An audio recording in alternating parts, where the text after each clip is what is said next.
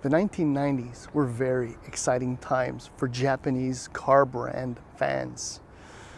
Nissan, Honda, and Toyota were heavily invested in further developing their recently formed luxury brands.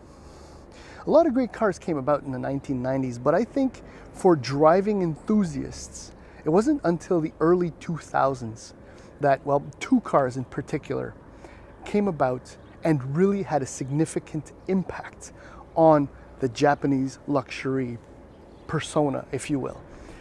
Those cars are the Infiniti G35 and the Lexus IS 300. Between the two, I think maybe the G35 had a greater impact on the brand's image than the IS had on Lexus's image. However, in my opinion, the IS 300 was the better car of the two because it felt as though, at the time when I drove it when it was new, it felt as though it was the one real true alternative to, say, a BMW 3 Series from that era. Unfortunately, a few years later, Lexus decided to essentially suck out the performance and sport out of the IS and focus more on the luxury. I'm oversimplifying it, but what they did is create a rear-wheel drive version of the ES, which was a front-wheel drive car. Sure, they introduced the ISF at the time too, but it never lived up to its full potential. It didn't sell that well or that much. I mean, it is cool to see one today because there are so few of them out there, but it did nothing. It didn't help the IS's image, or at least to recapture what the original IS, the Altezza, whatever you want to call it, at least what it had and brought to Lexus. Now, by the mid-2010s, Lexus reinvented, or tried to reinvent, the IS. But that didn't quite work out either, despite special models and all of that. But now, for the second update, for the third generation IS, things have changed incredibly. This is a 2021 Lexus IS 300 all-wheel drive, which, well, as we'll do the walk around, you'll note that physically the car has matured, has come into its own. Essentially, it looks fantastic. And then we'll go for a drive. And that's where, however kind of subtle the changes have been brought forth by Lexus to the IS, they might be the most significant and impactful. Let's just jump into design. And I think from the rear, or three-quarter rear angle, whatnot, this is the Lexus IS's best sides. Whatever Lexus did to make that boat tail style trunk and subtly integrated rear spoiler or little lip into the trunk lid, essentially every angle, every surface they've worked on have made this car ultra premium looking, almost bespoke in some respects. The rear taillights, the way they connect, it's just phenomenal. Every time I see one on the road, I have to look at it because it's gorgeous. And I think this is iridium silver, the color, if I'm not mistaken, and it just pops on this car. It's incredible. Even the front end, I have to admit, works. I mean, we'll have to come to terms with the fact that oversized grills are the norm now, and I will, I suppose, accept what it is we are currently staring at because, I don't know, I suppose it fits with the car's outlook. I mean, just soak it in. I don't know, just the way the mirrors, they jut out. I don't know, right there, there's so many subtle yet aggressive design cues and lines and features to the creases and the way the light reflects or the shadows. I don't know if you can see everything I see on your screen, but yeah, this is an absolutely gorgeous car. Let's jump into pricing. Base rear-wheel drive IS 300 retails for $42,950 in Canada, $39,050 in the US. The IS 350 all-wheel drive in Canada retails for $53,300. In the US, you can get the IS 350 rear-wheel drive, and it starts at $44,950. Standard features are, well, pretty good, I suppose. An 8-inch display, which is touchscreen and has been moved forward. I'll show that to you in a few moments. Android Auto, finally. Apple CarPlay, satellite radio, heated and cooled, power-operated front seats. I mean, the list of features is pretty good. Now, my car, as I think I mentioned, is the IS300 all-wheel drive. And if I'm not mistaken, it's the most popular version of the car. Makes sense. You get the V6, you get all-wheel drive, and you get a fair amount of equipment. So base price in Canada for this thing is $43,400. Right away, there's one heck of a value proposition at that price point. Or nearly. There's only one, in fact, it's the Audi A4 that is kind of priced right alongside this car. I guess it's brand association or brand appreciation that will make the difference between the two. There might be other things. I might touch on that. So my tester right here is essentially the top possible version of the IS300 all-wheel drive, which means it has the ultra luxury package. So it includes these gorgeous 19-inch wheels, heated steering wheel, Mark Levinson audio, 10.3-inch touchscreen display, navigation. All in all, $51,000 dead on. Let's keep going with the door. It's not a complaint, but I'm surprised it doesn't have power hatch or power trunk lid. Usually for that price or in this category they would. That's 306 liters of trunk space. It's not huge, but it's very accessible because the initial portion of it is very wide, as is the opening. So that works out kind of nice. My interior is the available red leather setup. It's beautiful in here. This is all Lexus. As you would expect, fair amount of leg room. Headroom is not too bad. I don't know if you can see that. Here's the updated dash, if you will. It still carries a lot of the facelifted version. But the changes, or the most important changes on the inside are, well, fit, finish. Everything is beautiful, simple, functional, very Lexus. So the main changes are, let's start it up.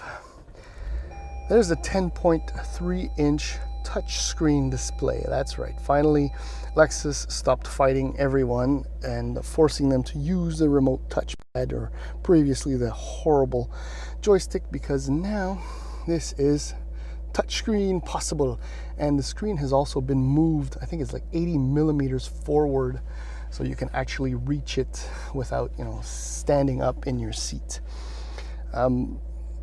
HVAC audio layout is very straightforward. This is your drive mode buttons, cooled and heated seat buttons. Display here changes with the drive modes, namely when you go into sport. Well, actually changes, doesn't change that much. But yeah, so the background colors change. The sight lines, or visibility I should say, is actually really, really good. Nothing much has changed there from 2014 or 2015. Anyhow, now it's time to go for a drive because there are invisible changes, if you will. All right, so let's talk about what hasn't changed about the 2021 Lexus IS. In fact, mechanically, almost everything is identical to the 2020 model year vehicle, if you will. So that means that the IS300 rear-wheel drive model, the base version, is still powered by a 241 horsepower, 2-liter 4-cylinder engine. And the IS350 is still motivated by the 311 horsepower, 3.5-liter V6. The IS300 also, with all-wheel drive, has the 3.5-liter V6 engine. So that means that, like the IS350 and all other vehicles that have Toyota's magnificent 3.5-liter V6 under the bonnet, it's smooth, it's reasonably responsive, it makes lovely little noises. But Toyota had to do something, and they did this a long time ago, in order to make the 3.5-liter makes sense in the IS 350 all-wheel drive and makes sense in the IS 350, essentially what they did and continue to do is detune this wonderful engine. So instead of 311 horsepower, it produces 260, and it produces at the same time 236 pound-feet of torque. And it's just absolutely cruel, in my opinion, because all it feels like when you get on the throttle, even in sport mode, it's got enough get up and go. But as the rev range rises, or the engine speeds rise, I mean, you can feel this poor 3.5 being choked. It is essentially choked to not within an inch of its life, but it's gasping for air. It's like, I can do so much more. Why would you do this to me, Lexus? Bottom line, though, is that it's absolutely fine the way it is for the application. But when you know what this 3.5 liter V6 can do, its actual potential, like I said, it's absolutely cruel. Between all four wheels and the V6 and the IS 300 is a 6-speed automatic transmission, which frankly in 2021 is maybe 2 gears off the average, what you could expect in a vehicle like this. But the bottom line is that it works absolutely perfectly well in this application. I mean, return fuel economies, I'm averaging about 10.5 liters per 100 kilometers, which works out to about what you can expect in the real world. Maybe closer to 11.5 if you have a heavier foot. And the reason why I'm averaging just over 10.5 is that I'd say 99% of my driving so far has been done in eco mode. This has been the way for me, the way that I found for me to accept what Lexus has done to this 3.5 liter V6, the choking thing, right? This way, not only is the engine choked, but then so is throttle response and everything else. So I can deal with it better psychologically, if that makes any sense. Now, the real changes and improvements that Lexus has done to the 21 IS is that they've reinforced the structure. And as far as I can tell, they've somewhat retuned the chassis at the same time. From memory, I can't say that a 21, say, handles better than the last IS I drove maybe 2 or 3 years ago. But it does feel sure-footed. It's completely at ease at any speed. I mean, steering response is wonderful. Everything about the drive feels right. But what's better in 21 is the level of refinement has gone through the roof. The reinforcements, the bracing, whatever it is that Lexus engineers did to the car structure has a direct impact on the way the chassis is set up anyway, because now the dampers, the springs, everything can do their job as they were designed to do. But at the same time, the upside is that this car has never felt more sorted, more together, more luxurious, quiet, cosseting. The list of adjectives I can throw at it is enormous.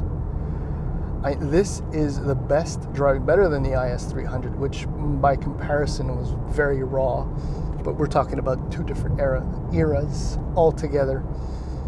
This car is wonderful, but it has a little bit of a mildly sporty edge, something this car hasn't had since 2005, I think, and I'm really, really into it. For the driving experience alone, the car, the 2021 IS is certainly worth considering. For the design, almost sign me up, because as I mentioned, is that Audi A4, which is less than $1,000 off from the IS 300 all-wheel drive, and for many, brand association is very important. But if you're to compare it to a 3 Series or a C-Class, this thing is one hell of a bargain. Not sure I would go for the luxury, but at $43,400, I think the amount was, this is a lot of premium automobile for the price. All that to say is that I am once more excited about the IS and am very much looking forward to the promised IS 500 and, fingers crossed, a new ISF, because now the chassis, the structure, building blocks, everything, whatever you want to call it, of this car feel very much capable and ready of accepting a heck of a lot more power. I mean, this is far more an evolution of the car, in my opinion, than just another update to an existing car. Anyhow, this thing is fabulous. Overall, anyway.